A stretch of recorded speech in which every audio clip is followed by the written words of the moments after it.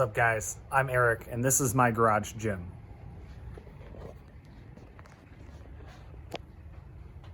As you can see, it's only half of a gym. The other half's pretty atrocious right now. But in the winter, I'm able to get the van in, and it's enough space for what I need to do. I picked up these mats from Tractor Supply. They work very well, 3/4 inch thick, and definitely haven't seen any damage to the equipment or the floor yet. Right now, it's probably in the best shape it's ever been in. I try to keep it somewhat organized, but this is the equipment that I have. Got a couple dumbbells, kettlebells, bench, incline bench from Titan. Most of the stuff is from Titan except for the rack, which is from Rogue, which I do like. I find that I don't fold in the squat rack as much as you think when you get it, but it is a nice feature, and it comes out about 2 feet. The main purpose that I wanted to show off with my gym was some tips and tricks for you to be able to implement in your own gyms if you're building them, or if you already have one but want to do a couple different things. The first is I created these storage shelves. They're pretty easy to build off of YouTube, but with them, I make use of the space. So I got the crossover symmetry bands, or these are the off-brand version, and I hang them here. A nice little dog leash type collar, and they just hang, and you don't even notice them. And you can lower them to the lower mount as well as needed. So that's the first thing that I would recommend, is making use of the space that you have.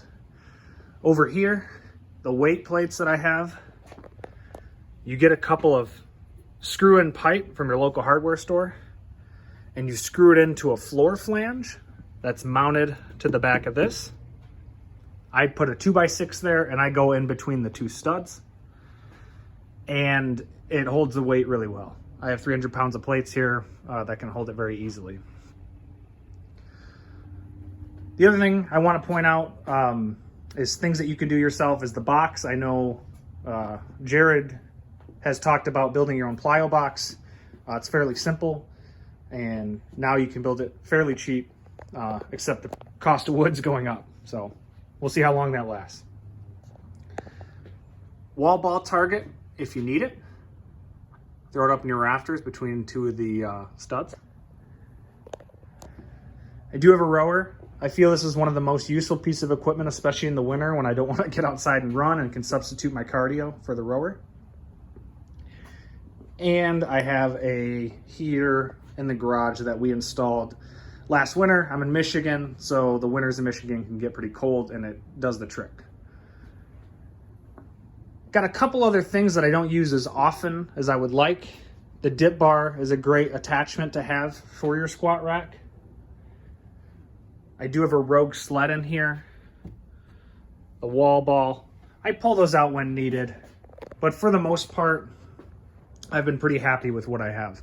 It's been a long work in progress over the last year, and I don't think I'll be adding too much to this, maybe another couple of plates as I get stronger through the programming.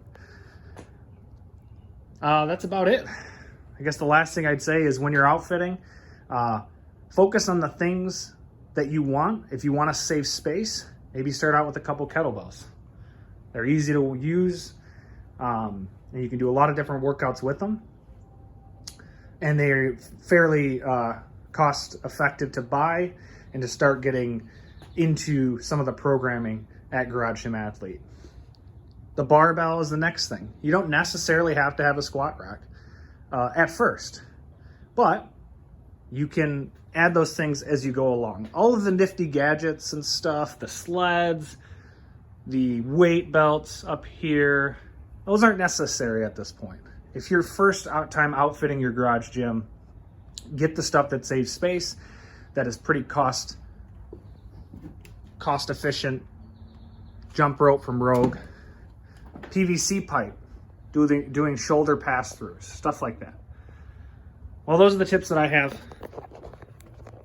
hope your journey on your garage gym, hope you enjoyed the tour, and I hope your journey on your outfitting your garage gym goes as well as it did for me. Thanks.